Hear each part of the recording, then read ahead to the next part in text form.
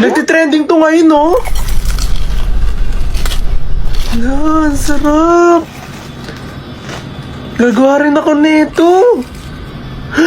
So tara, gawin din natin yan at titignan natin kung masarap. Amazing!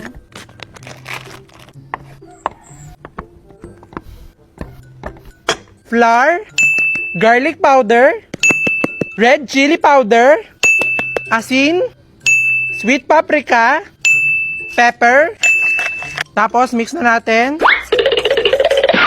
breadcrumbs, egg, Amazing! so ito na yung mga ingredients, so simulan na natin, egg, powder, egg, breadcrumbs, ito na!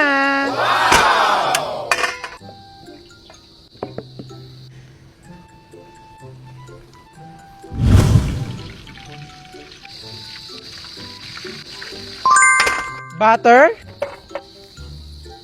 buffalo wing sauce, sugar,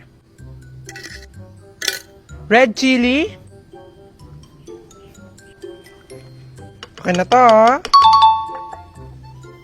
At after nga natin magawa ngayon, so sagad-agad ko na nga pinahid dito nga sa ating mga pinrito. At talaga sa amoy niya pangalan, talagang sobra na nga ako natataka. Ito na, nagawa na natin ng panood natin sa TikTok at meron na rin tayo ditong sausawan. Ito yung ranch niya. So, tikman na natin. Ito siya.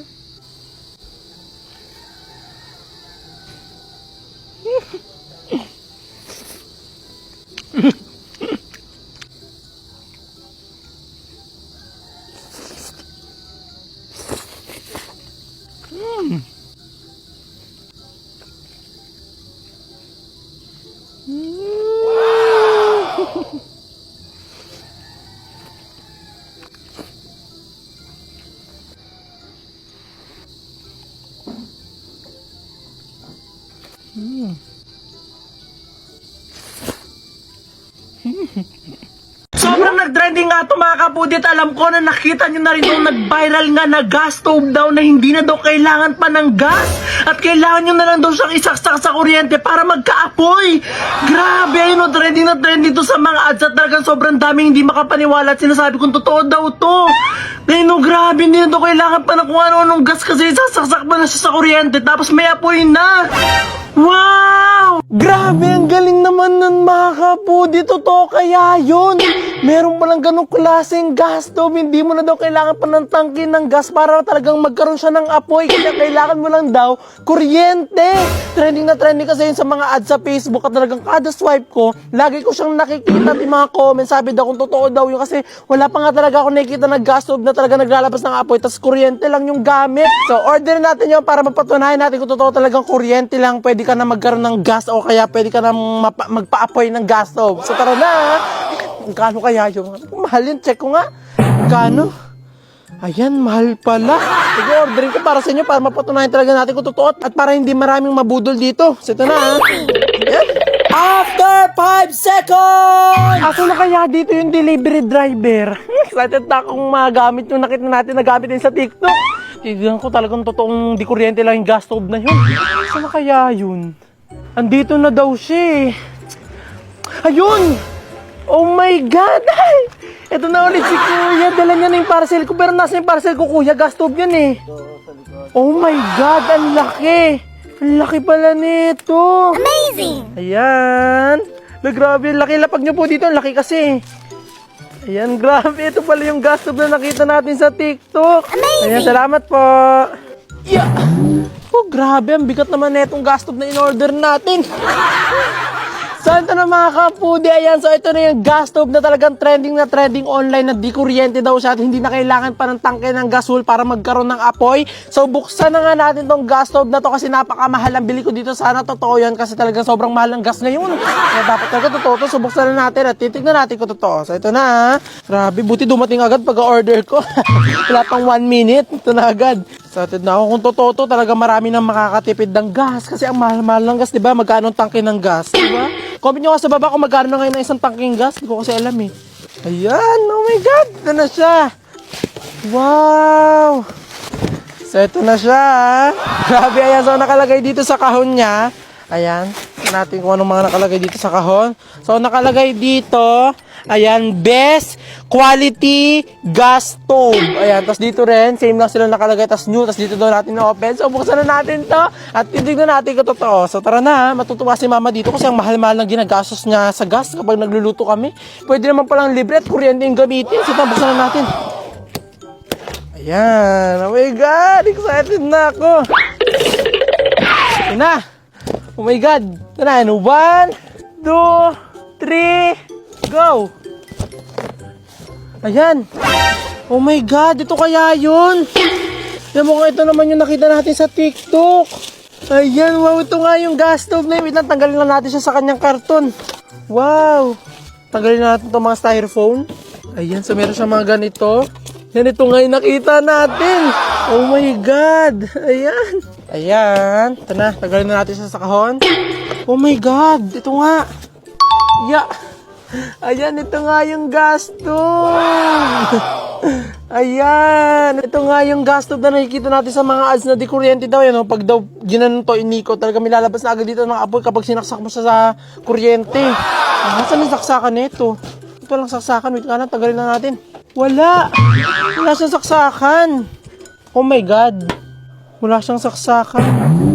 Ayun, may battery pala. So ito na, nakita ko nga dito sa ating gas stove na nilalagyan pala siya ng baterya. Kung makikita nyo, may lagayan dito ng baterya para mapagana pala siya. So ito pala wireless. So pwede siyang gamitin kung saan kahit walang saksakan o kaya gas kasi di baterya pala siya. Di baterya pala siya. So lagyan na natin itong baterya na to. Ayan. Di baterya ka pala. Lagyan na natin siya dito. Ayan. Ah! May kuryente! Ah! Ah! Ano? Ay, baka wait lang. Baka nakabukas yung ano. Nakabukas yung... Tama naman. Okay naman siya.